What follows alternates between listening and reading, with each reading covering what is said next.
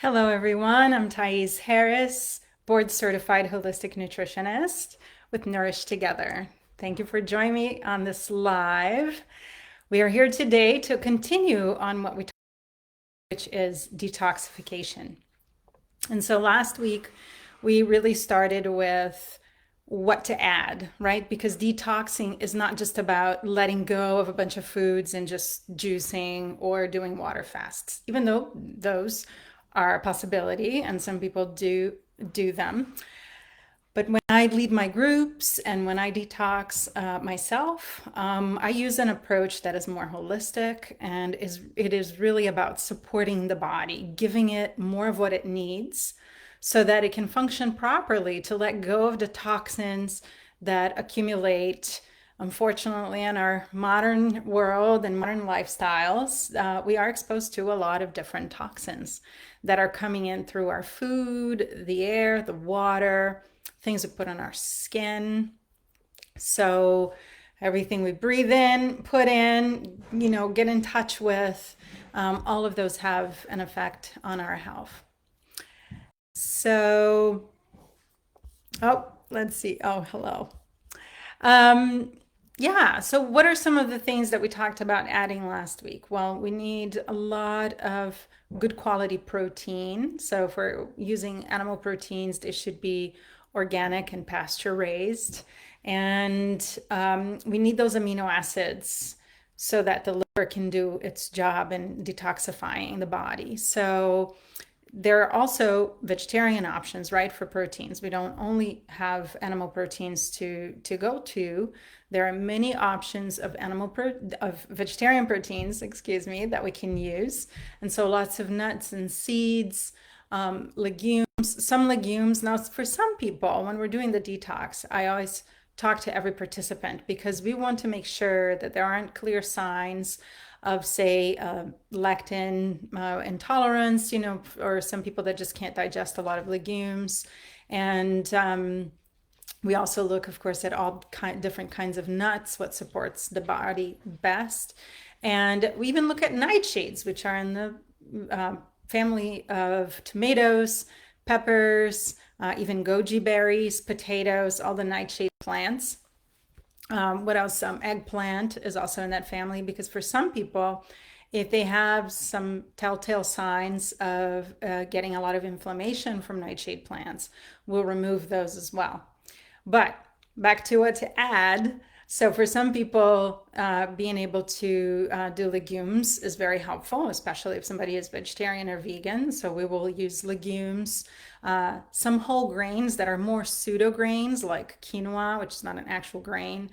We do use some whole oats, and also we can use some millet during the detox and some wild rice. So there are some things there that we can combine. When we combine the legumes with some of the grains, we can actually get the complete amino acid profile.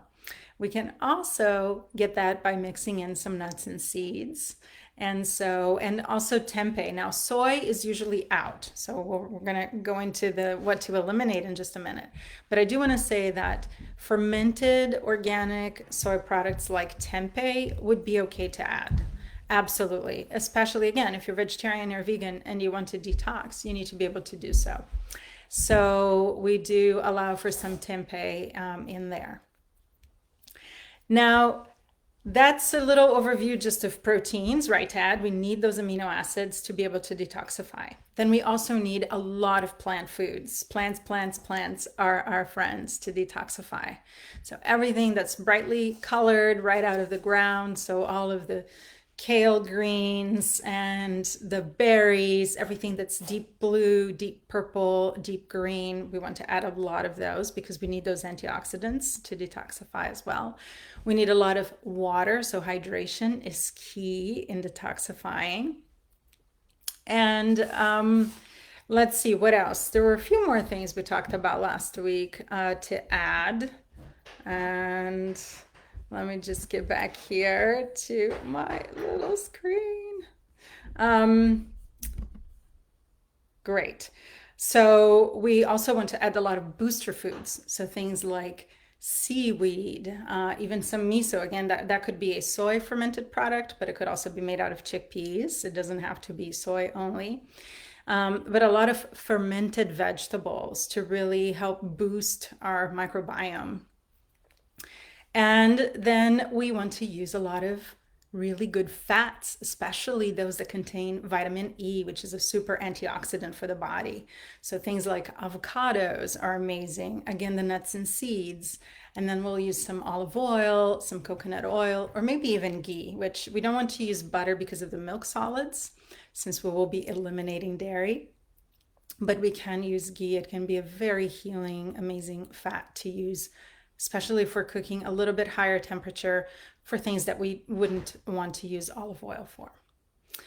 So that's a little review on what to add. So now let's talk about today's main subject, which is what to eliminate and why. So first we start with the 7 top common food triggers. So those are peanuts, soy, sugar, dairy, gluten. Did I say peanuts? I think I said peanuts. Let's see. Yeah, so all the gluten-containing grains, right? So that will include barley and wheat, rye. We'll eliminate the dairy and soy, peanuts. I think I got them all. Some seafood, so we'll get to that in a minute, but mostly, things like shrimp I usually remove, things that could be causing some reaction, and also farmed fish that has food coloring added to the feed. So most of the farmed salmon we would want to actually remove during a cleanse because some people actually react to that food coloring that is added to the salmon feed. So something to remove as well.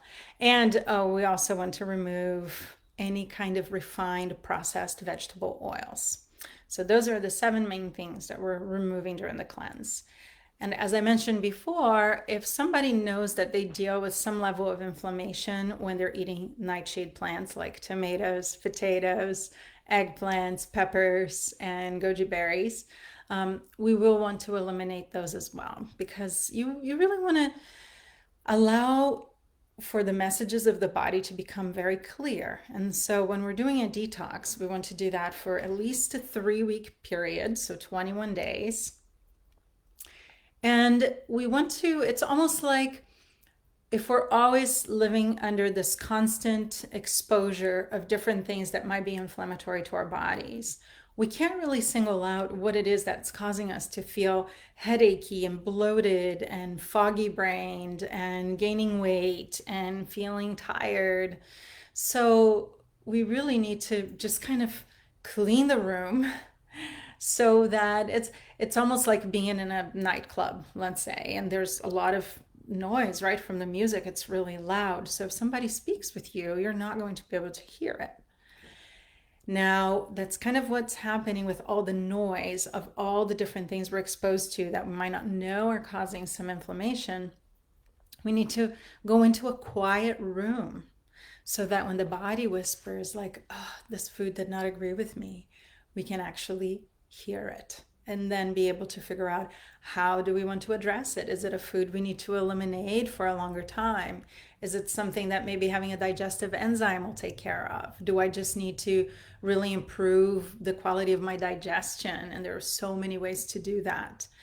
So there are many ways to address, once you start the challenge phase, which is after you've spent the 3 weeks in that quiet room and you start introducing some of those foods that were eliminated, and we want to do one every 3 days or so that we can really see how that food affects us. In that case, we really need to be able to see like what is having a negative effect on our bodies, and then we can address how we want to move forward. And like I said, it doesn't mean just, oh, does it mean I'm just never going to eat the thing that I love forever? And no, not necessarily. But we do need to know what it is that's causing harm because, the cumulative effect of continuing to get exposed to those foods will really create disease. And one of the things I heard again and again from people that I worked with at Series Community Project, when I worked with a lot of cancer patients, once people learned a little bit about how to eat for health, how to pay attention to their body's cues, they often said, I wish I knew this before I got sick, well before, right? And so we don't want to let things get to that point. We want to start now. And one of the things that detoxifying is really good for is boosting immunity. Hello. Hi. So, what we want to do is go through this detox process so that we can actually be stronger by the end of it. And when we reduce some of that noise, reduce some of those things that are bogging us down, we'll actually free up energy for our immune system to work properly, right? That's why people at the end of the detox, they feel so clear-headed and focused and energized. It's like we let go of a lot of stuff that was bogging our system down.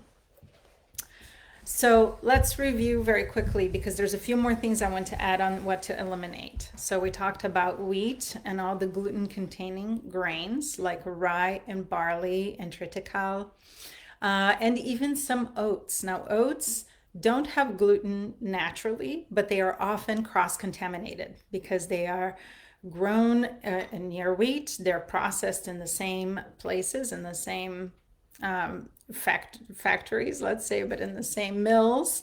And so they can be cross-contaminated. So if you're buying oats, make sure that you're getting gluten-free oats. And if they're organic, even better, because oats, like many grains, are a big source of glyphosate. Glyphosate is the active ingredient in Roundup, so it's a pesticide.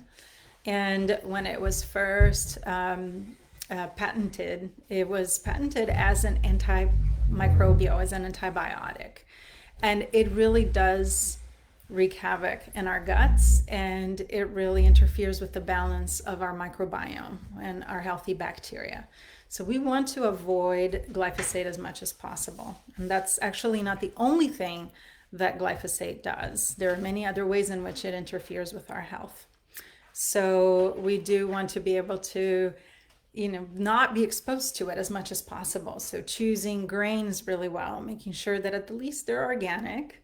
And then also there's some other foods that we'll talk about in a moment. Oh, I didn't say corn, did I? So corn is another thing we will eliminate that can be very inflammatory. And when we eliminate corn, we actually end up eliminating a lot of processed products because a lot of processed products will have corn in some form or another, whether it's maltodextrin or corn syrup, which we really want to avoid like the plague because of blood sugar issues and liver issues. So we remove dairy, those grains, right? The gluten-containing grains and wheat. We remove corn, we remove sugar, so processed sugar. Now, I do allow in my cleanses, there are some recipes that will have a little bit of maple syrup, grade B maple syrup, the dark maple syrup, or a little bit of honey. So we don't lose sweetness altogether, and you can also use dates to sweeten certain things. But the idea is to really let go of the refined sugar. And that's actually the thing that I notice with all of my clients. That's the last thing they want to reintroduce. A lot of people right away are like, oh, I'm just very excited to reintroduce cheese. Or I'm going to reintroduce, bread and see how I feel. And those are caffeine. Those tend to be the first things that people come back to. But the sugar, it's the hardest one. People have big withdrawals with sugar and caffeine. I can't right now. Please go. Do you want to buy a ride? I'll be with you in just a Can minute. I just go? I just needed to wait 2 minutes. Thank you. Just a quick one, please. So anyway, yeah, the beauty of doing work with kids around at spring break. So here we go. But anyway, so coming back, eliminating wheat and all of the gluten-containing grains, eliminating dairy. This is for 3 weeks, okay? And then you will be able to see really how they affect you or don't. So dairy, corn, sugar, yeah, caffeine, pork and all pork products, um, soybeans, unless you're vegetarian and you're getting organic tempeh, which is fermented and a little bit easier to digest, peanuts, and all of the refined oils. And we'll also eliminate some seafood, not fish per se, unless, of course, you have a sensitivity to fish, but all the crustaceans and then things that are farmed that have food coloring added. So if you decided to do a detox at home and you're like, you know what, I'm just going to focus for 3 weeks and adding the things that you said, Thais, and then I'm going to eliminate 3 things. I can't eliminate all of these things you're talking about, but I'm going to eliminate 3 things. Then I would say, please, may it be the wheat, the sugar, and the dairy, and then keep everything else. Because you will see a big difference in how you feel in 3 weeks without those foods and all of the processed foods and foods containing them. And then you'll be able to, in the challenge phase, really see what kind of effect they have on you. And I'll just to finish by saying that under 2 things that we also eliminate during the cleanse, which are not necessarily the top trigger foods, but are 2 things that are very important to eliminate when we want to cleanse, are caffeine and alcohol. These 2 interfere with the liver's ability to detoxify, and they do so by hogging phase 2 of the liver detox. So when our liver is getting rid of the trash, it has to break everything apart. It's almost like it gets the trash bag. It has to take everything out of the trash bag because the trash bags are in fat form, meaning that toxins accumulate in fat, and that's how they get stored in our body. So when the liver is going through all of the toxins and all of the trash, it needs to take them all out of those fat bags and put them into water-soluble bags so that we can actually excrete those toxins via sweat and urine, right? And even stool.